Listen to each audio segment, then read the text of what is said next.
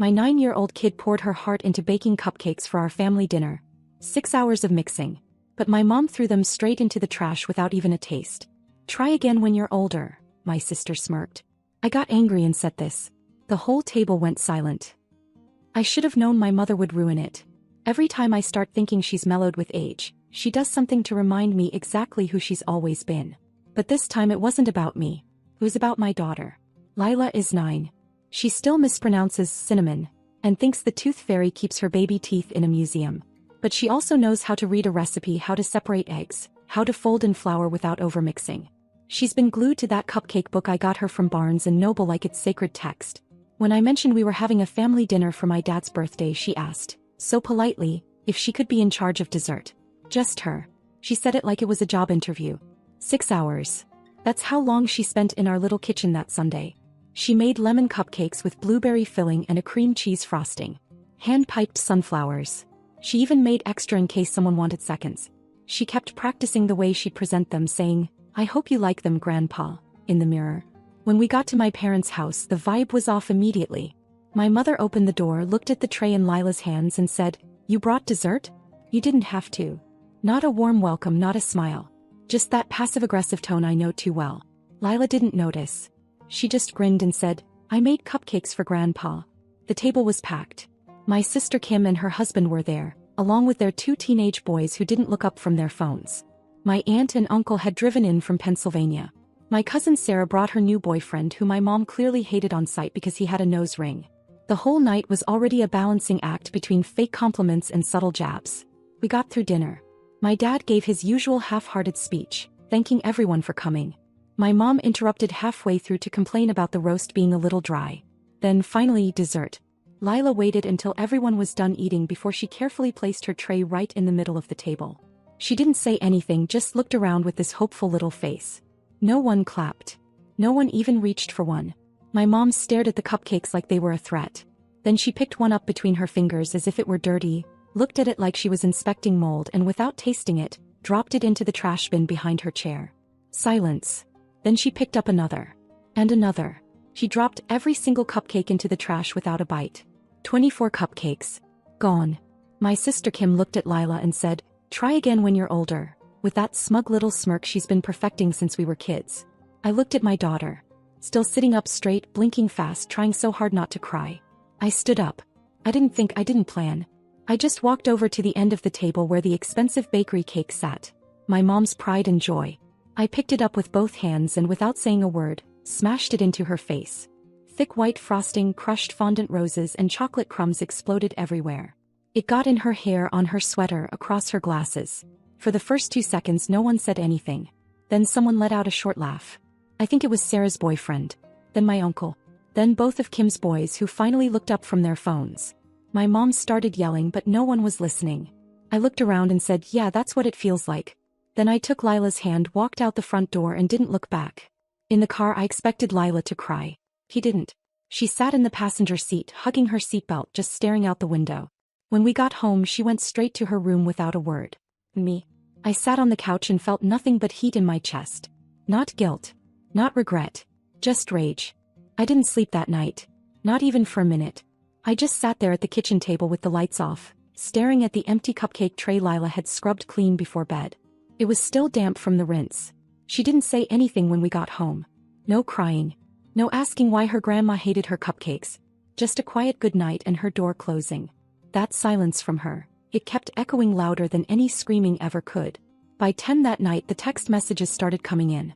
The first was from Kim. Real classy. Ruined Dad's birthday just because your kid got her feelings hurt?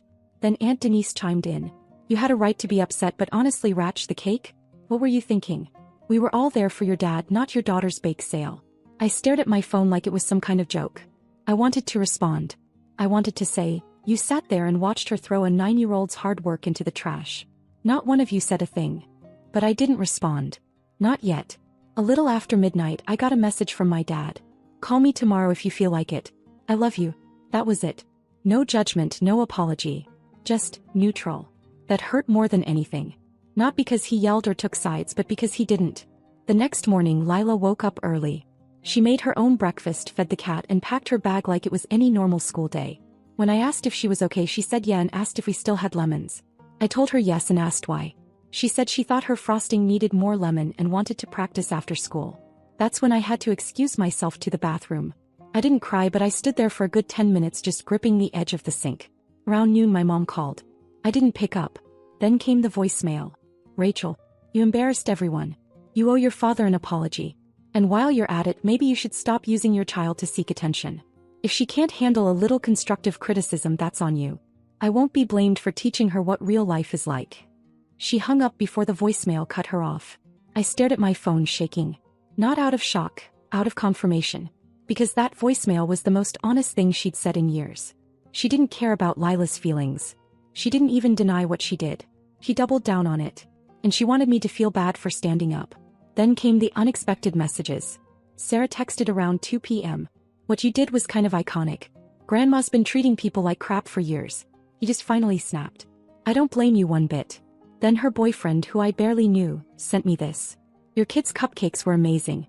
I ate one off the floor when no one was looking. Tell her she's got talent. I read it 3 times. Then I called Lila into the kitchen and told her someone said her cupcakes were amazing. She smiled and asked who. I told her it was a secret admirer. She rolled her eyes, but I saw that little light in her come back. That evening she asked if I could help her pick out red velvet recipes. I said of course. But as she scrolled through her little baking book, I found myself thinking about the last few years. The quiet Venmo transfers. The credit card bills I paid when my parents were short. The Amazon packages I sent to their house when their heater broke. The groceries. The property tax. The phone bills. I'd never told anyone. Not even my husband. I just did it. Because it was expected. But sitting there watching my daughter rebuild her confidence from scratch, I kept thinking, what exactly have I been paying for? Respect? A seat at the table? All I'd bought was silence. And it had cost more than I realized. I didn't do anything that night. I didn't make any big decisions. But I did open my banking app. I scrolled through every automatic payment I'd been making to their accounts. And I just stared at them. Like that voicemail, those numbers said more than words ever could. 3 days later, I still hadn't heard from my dad. Not a call. Not a text. Just radio silence, which wasn't like him. And honestly, that silence started to bother me more than I expected. So that morning I dropped Lila off at school, stopped by a gas station for a coffee I didn't even want, and drove to my parents' house without telling anyone I was coming. I sat in the car for a full 5 minutes rehearsing something. I don't even know what. I wasn't going to apologize to my mom, that was clear. But I did want to say something to my dad. He didn't do anything wrong that night, but he also didn't do anything at all. That's what hurt the most. Maybe I thought he'd pull me aside, check on Lila, say something, anything, but he didn't. When I finally knocked, it was my dad who answered. His face looked like he hadn't slept. He stepped back and opened the door wide but didn't say a word. No smile, no hug, not even a hello. Just a stiff nod. I walked in and there she was. My mom, already sitting at the kitchen table like she'd been waiting for this. She was dressed up. Lipstick on, hair done, jewelry, completely staged like it was a performance. She didn't say hi, just stared. I ignored her and looked at my dad. I came to apologize. Not for the cake. That's not happening. But I know it ruined your birthday. I'm sorry about that. He nodded again, still silent. I couldn't read him. Then she spoke. So you're only sorry to him? I didn't look at her. I didn't come here for you. You assaulted me in my own house. Assaulted? I threw cake. You humiliated me in front of the whole family. Over cupcakes. Because I didn't praise your daughter's little hobby. She's 9. She was proud of what she made. And you didn't just ignore it. You trashed it. Literally. You could have taken one bite. You could have said thank you. She needs to learn what real life is. Not everyone's going to pretend everything she does is precious. She baked for 6 hours. She was excited. She wanted to do something kind for her grandfather. You destroyed that. That's not real life. That's cruelty. My mom stood up slowly and walked over like she was going to say something wise and calm, but I could already see the storm building in her eyes. You know what this really is? You're trying to make this all about you. You've always needed to be the star. The savior. You're addicted to being needed. No, I said, turning fully toward her now. I was needed. And I stepped up. You think I paid those bills to be thanked? I didn't. I paid them because I thought that's what family does. She scoffed. I turned to my dad. Did you know? The groceries, the bills, the taxes? The last-minute cash transfers when your card was declined. He blinked. No. I didn't know. My mom's mouth opened but nothing came out. Yeah. Of course not. Because if he knew, he'd probably say thank you. And that doesn't work for you, does it? She recovered fast. We didn't ask you for any of that. No. You just never offered to pay me back. Never said anything. You let it happen like it was your due. Like it was my responsibility. Just like you expected Lila to sit there quietly while you trashed her work. Are you done? She said. I smiled, but not kindly. Almost. Just one more thing. I pulled out my phone and opened my banking app. I came here to say I won't be doing it anymore. The bills, the money, it's done. I'm turning off every automatic payment today. My mom's expression shifted instantly. The hard lines of anger softened just enough for panic to flicker through. She opened her mouth, probably to say something strategic, but I kept going. I won't let my daughter grow up thinking this kind of treatment is normal. I won't let her believe that being generous means being walked on. And I won't keep helping people who treat kindness like currency. She said nothing. My dad finally spoke. You don't have to do that. We'll figure it out. I looked at him. You're not the problem. He gave me the smallest nod, but it was enough to say he understood. I turned toward the door. You'll regret this, she called out behind me. No, I said. I regret not doing it sooner. And I walked out. That night I sat down at my laptop, logged into every account I had linked to their names and clicked cancel one by one. Groceries, utilities, phone bill, property tax notifications. Gone. It wasn't about the money. It was about the principle. For the first time, I wasn't acting out of guilt or obligation. I was acting out of choice. It took less than 48 hours for my mother to change her tone. After weeks of passive-aggressive silence, guilt-tripping voicemails, and treating me like I'd started a war, I woke up to a new kind of message. This one came in the form of a group text. Me, Kim, and my dad all looped in. Thinking of doing a small Sunday dinner. Just something casual. Miss everyone. Let me know if you'd like to come, red heart. He even threw in a heart. A heart. From the same woman who just a few days earlier called me immature and accused Lila of being oversensitive. Kim responded within minutes. Sounds great. I'll bring wine glass. My dad said nothing. I stared at the message for a long time, then deleted it without replying.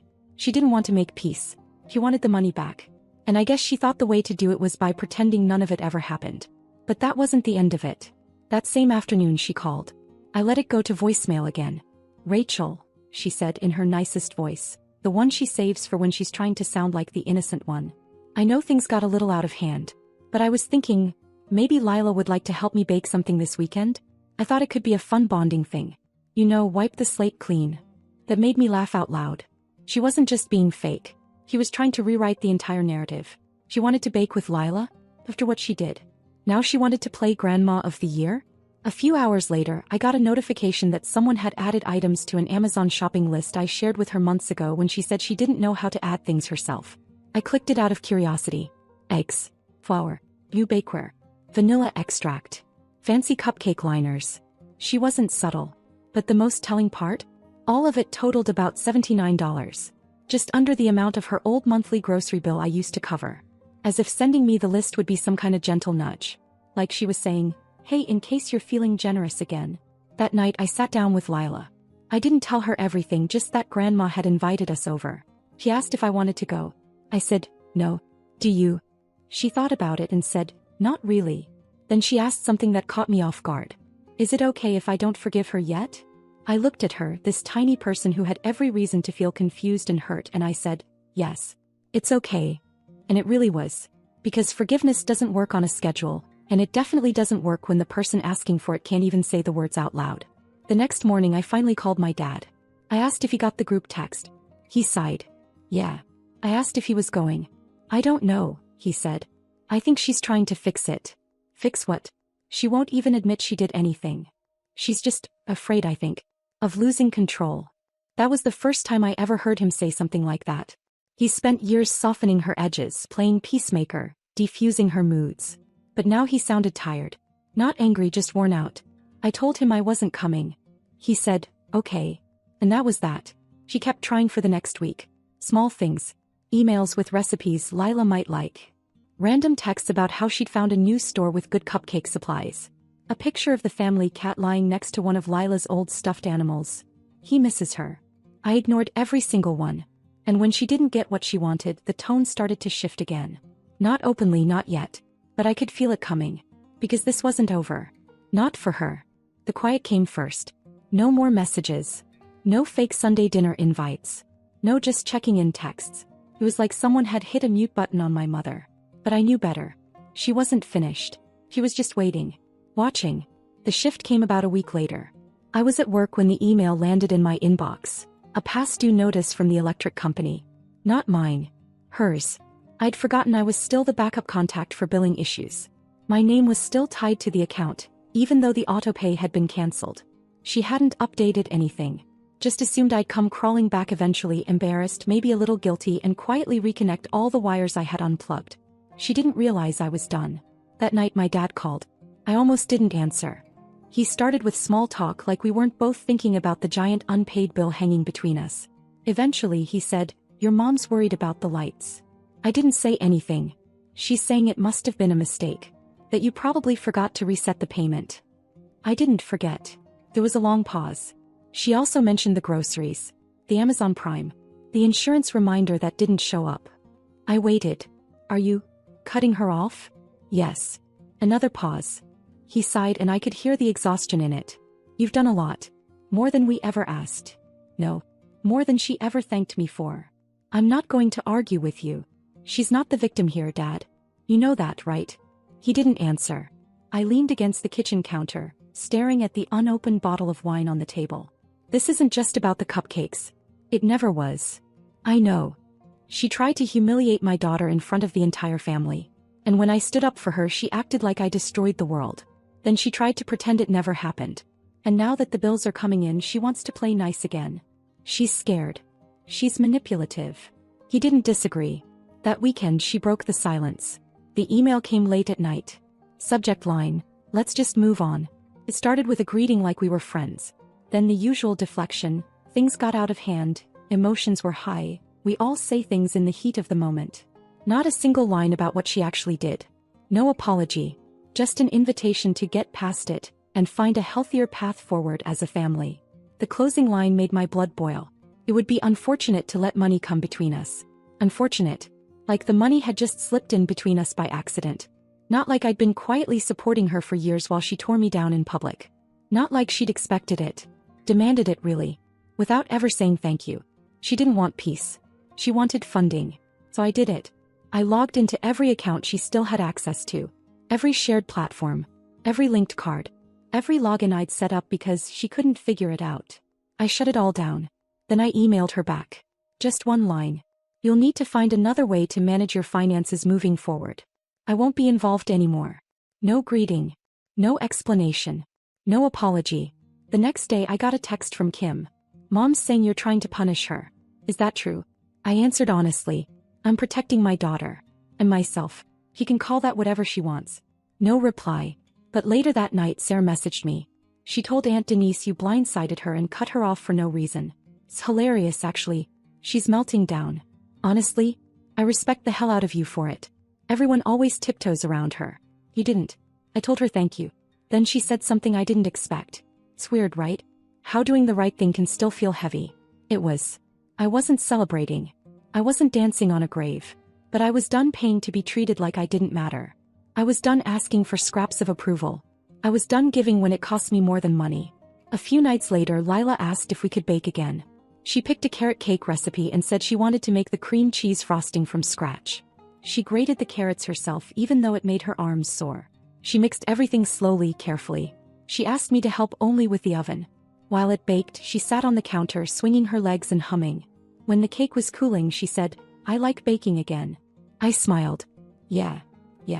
It's not scary now. That hit me harder than I thought it would. Because that's what it had been. Fear dressed up like tradition. Tiptoeing around my mom's moods, her opinions, her power plays. And I had almost passed that down without realizing it. But not anymore. Lila had her kitchen back. And I had my peace. It's strange, the silence that comes after a storm. You brace yourself for more thunder, more lightning, but then, nothing. Just quiet. At first it felt like peace. But after a few weeks I realized it wasn't. It was grief. Not for my mother. Not for the relationship, we never really had one. What I was grieving was the idea of it. The version I'd built in my head to justify all the sacrifices. The belief that if I just kept giving, kept supporting, kept being the good daughter, she'd eventually show some kind of warmth, some kind of pride. That version of her didn't exist. Maybe never did. The relatives picked sides as expected. Kim stopped texting altogether. I heard through Sarah that she told everyone I was withholding help to make a point, and that I was dragging my daughter into adult problems. Sarah, though she stayed, he checked in often. Said Lila reminded her of herself at that age, only braver. Even my uncle called one afternoon, which was rare. He didn't say much, just saw what happened. Don't let anyone guilt you. You did what needed to be done. But most of them, quiet, neutral, conveniently uninvolved. And my dad? He called less and less. Not because he was angry, because he was caught in the middle. And I stopped trying to pull him out of it. One Sunday I found myself parked outside their house again. I hadn't meant to drive there, it just happened. The lights were on. Her car was in the driveway. I sat there for almost 10 minutes, engine running, hand on the gear shift. But I didn't go in. I just sat with it. The weight of what I'd done. The knowledge that this wasn't a fight with a clean resolution. I hadn't won.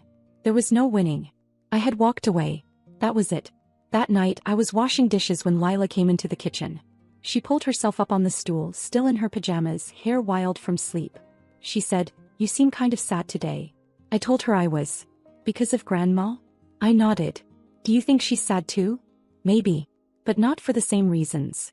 She didn't ask me to explain. Just said, "I'm glad you did what you did." That stopped me. Why? He shrugged. You didn't let her be mean to me. That means a lot. I stared at her, this little person with more emotional clarity than half the adults in my family, and realized something. She'd remember all of it. Not just the cupcakes, not just the trash can. She'd remember who stood up, who didn't, who protected her even when it was uncomfortable, even when it ruined holidays and shook the foundation of what used to be normal. I dried my hands and sat next to her. Do you ever miss them? She asked. I miss what I wanted them to be. That's not the same, she said. No, I agreed. It's not. We sat in silence for a while. She swung her legs beneath the stool, humming a tune I didn't recognize. And I realized this moment, was the point. This peace between us. This quiet trust. Not bought, not forced, not fake. I didn't feel triumphant. I didn't feel better. Just steady. Like a storm had passed and the damage was clear, but so was the sky. Some choices don't come with applause. They come with loneliness. With tension. With long nights staring at ceilings and wondering if you were too harsh. But some choices, they come with freedom. And that was the one I made.